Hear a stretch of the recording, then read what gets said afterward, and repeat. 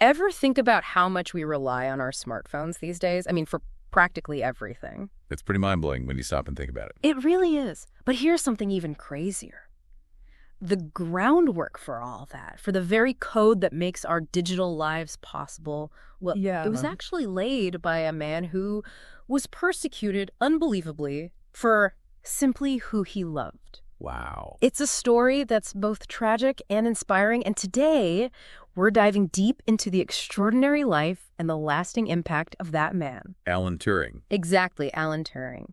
We're going to use excerpts from a biography to really dig into his contributions, not just during wartime, which are incredible in themselves, but also how he fundamentally shaped the digital world that we live in today. And of course, we can't shy away from the immense challenges he faced, those prejudices he encountered. Absolutely. It's crucial to understand the full context of his life. It really is. So think of this as our shortcut to understanding why Turing's such a monumental figure, both in history and in the world of technology. That sounds like a great place to start. It does, doesn't it? So let's start at the beginning. Even as a young boy, Turing seemed to approach the world in a really distinctive way. Wouldn't you say? Oh, absolutely. The biography talks about his time at Sherborne School, which was very traditional, big emphasis on classical studies, the kind of thing. The classics, yeah. But Turing, he was drawn to something else. He was fascinated by numbers, by logic, by those underlying patterns. I can just imagine him poring over math problems while everyone else is struggling with Latin verbs. That's a great image. And the thing is, even the headmaster at the time noticed it. There's this quote where he actually worries that Turing might fall between two stools because he's so dedicated to science. It's like, even back then, they knew he was different. Not in a bad way, but in a way that didn't quite fit the mold. It's almost as if he was speaking a different language, a language of numbers and logic that the academic world wasn't quite ready for. That's a perfect way to put it. It was like he was seeing the world through this completely different lens, a lens of patterns and logic. And that wasn't just an academic thing for him. Yeah, right. It wasn't just about passing a test or writing a paper. No, it was so much deeper than that. It was like a fundamental part of who he was, how he processed information, how he interacted with the world. And the biography really does a good job of showing this clash, this tension between his inherent brilliance and this societal pressure to conform, to fit in. And that makes his bond with Christopher Morcom all the more significant, wouldn't you say? Because in Morcom, Turing found someone who spoke that same language, someone who understood him. Oh, absolutely. It's clear from the biography that this wasn't just some casual friendship. This was a real meeting of minds. They both shared this intense, almost electric passion for science and inquiry, and you can really see how they fed off each other's enthusiasm. Like two puzzle pieces clicking together, sparking something truly extraordinary. Exactly. And it's heartbreaking because Morcom's death, it was such a devastating blow to Turing. But the biography suggests that instead of letting grief consume him, he used it. He channeled it into his work. It's like he was determined to keep that flame alive, to continue the journey they started together. It's a really powerful image. And I think that's where we see Turing's dedication to theoretical computation really take off. Remember, this is before computers as we know them even existed. Yeah. He was exploring the very boundaries of what problems could be solved, using logic, using these step-by-step processes, essentially laying the groundwork for everything that would come later. And all of that groundwork would prove absolutely vital when World War II broke out and Turing found himself at Bletchley Park. The biography paints a pretty stark picture of the situation. The Nazis, their Enigma machine, a seemingly unbreakable code. It was a desperate situation, you have to remember that. The Enigma code was allowing German U-boats to wreak havoc on Allied supply lines, and the stakes, they couldn't have been higher. It was life or death for so many. Absolutely. And what Turing does is just incredible. He doesn't just try to crack Enigma using the same old methods. He completely reframes the problem. He thinks about it in a whole new way. He starts thinking like a machine itself, doesn't he? Trying to anticipate its every move. Exactly. And that leads him to create this ingenious device, part electromechanical, part pure genius, that could rapidly test tons and tons of possible Enigma settings. Imagine trying to do that by hand.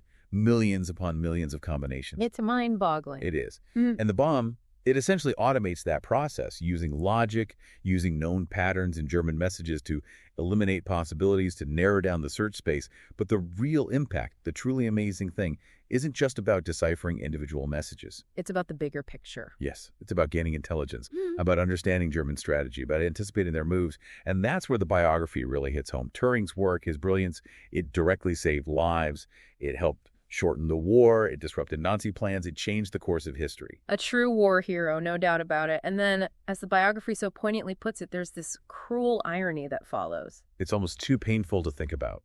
It is. Here's this man, this vital figure, whose work was absolutely crucial to winning the war, and yet, after all that, he's persecuted, condemned by his own country. It's unbelievable, isn't it? Yeah. The societal norms back then, the attitudes toward homosexuality, they were just so incredibly rigid, so unforgiving. The biography doesn't shy away from the harsh realities of his arrest in 1952. The charges, the trial, the choice he was given. Imprisonment or chemical castration. It's barbaric. There's no other word for it. And it's important to remember, this wasn't about any harm he'd caused. This was purely about who he was, about who he loved. And it's a decision, a choice that must have been agonizing, utterly soul-crushing. The toll it took, both physically and emotionally, it's hard to even comprehend. You have this brilliant mind, this war hero, being subjected to such a cruel and inhumane treatment. But even then, even in the face of such immense injustice, the biography shows us glimpses of his resilience, his spirit. That's what's so remarkable.